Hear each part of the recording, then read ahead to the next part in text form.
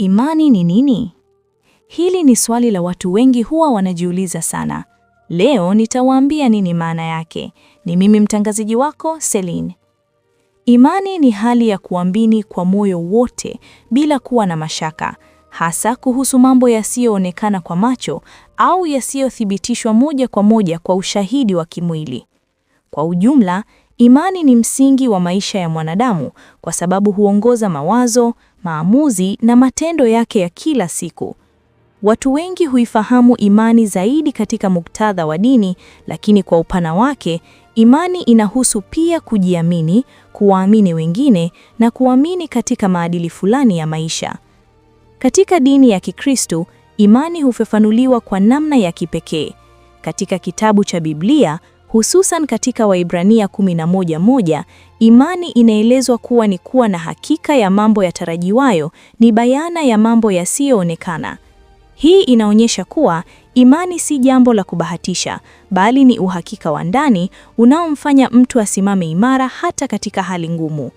Mfano wa imani hiyo unaonekana katika maisha ya watu wa kale waliomwamini Mungu hata walipokumbana na mateso na changamoto nyingi. Hata hivyo, imani si ya kidini tu.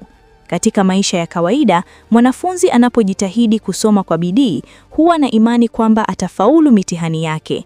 Mkulima anapopanda mbegu shambani, huwa na imani kwamba mvua itanyesha na mazao yatamea. Mfanyabiashara anapowekeza mtaji wake, huwa na imani kwamba atapata faida. Hivyo basi, imani ni nguvu ya ndani inayompa mtu matumaini na ujasiri wa kuendelea mbele hata pale ambapo matokeo hayajaonekana wazi. Aidha, imani hujenga uhusiano mzuri kati ya watu. Jamii yenye imani hujengwa juu ya uaminifu. Wazazi wanapowaamini watoto wao, huwapa nafasi ya kukuza vipawa vyao. Vivyo hivyo, marafiki wanapoaminiana, uhusiano wao huwa imara na wa kudumu.